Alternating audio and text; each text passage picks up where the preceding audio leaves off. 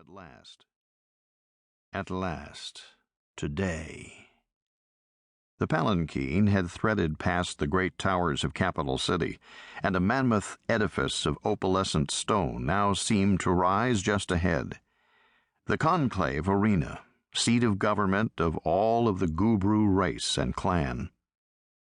Nervous, anticipatory shivers flowed down the bureaucrat's head crest, all the way to its vestigial flight feathers, bringing forth chirps of complaint from the two Kwaku aides.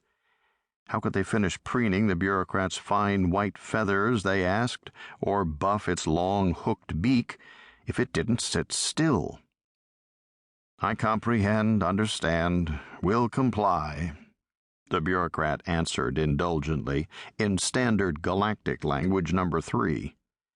These Kwaku were loyal creatures, to be allowed some minor impertinences. For distraction, the bureaucrat returned to thoughts of the small planet, Garth.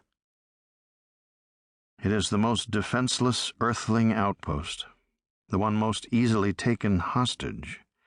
That is why the military pushed for this operation, even while we are hard-pressed elsewhere in space.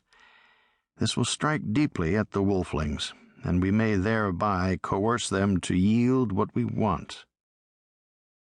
After the armed forces, the priesthood had been next to agree to the plan.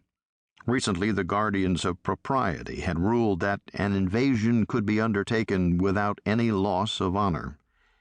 That left the civil service, the third leg of the perch of command. And there, consensus had broken. The bureaucrat superiors in the Department of Cost and Caution had demurred. The plan was too risky, they declared, too expensive. A perch cannot stand long on two legs. There must be consensus. There must be compromise. There are times when a nest cannot avoid taking risks. The mountainous conclave arena became a cliff of dressed stone covering half the sky. A cavernous opening loomed, then swallowed the palanquin.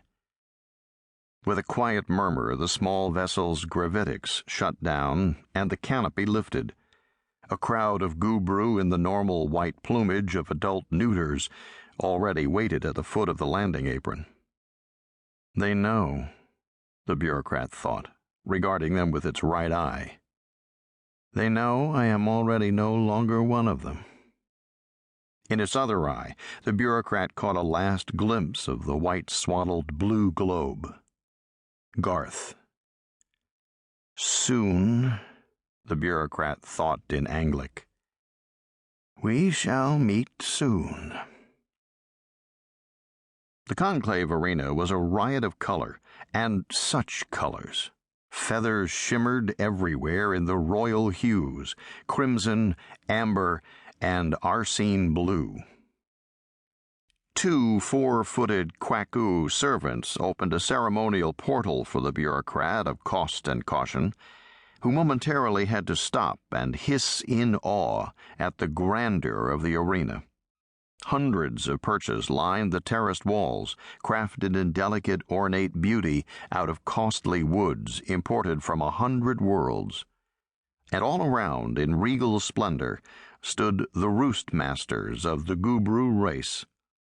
No matter how well it had prepared for today, the bureaucrat could not help feeling deeply moved. Never had it seen so many queens and princes at one time. To an alien, there might seem little to distinguish the bureaucrat from its lords. All were tall, slender descendants of flightless birds. To the eye, only the roost masters' striking colored plumage set them apart from the majority of the race. More important differences lay underneath, however. These, after all, were queens and princes, possessed of gender and the proven right to command. Nearby, roost masters turned their sharp beaks aside in order to watch with one eye as the bureaucrat of Cost and Caution hurried through a quick, mincing dance of ritual abasement. Such colors! Love rose within the bureaucrat's downy breast, a hormonal surge triggered by those royal hues. It was an ancient, instinctive response.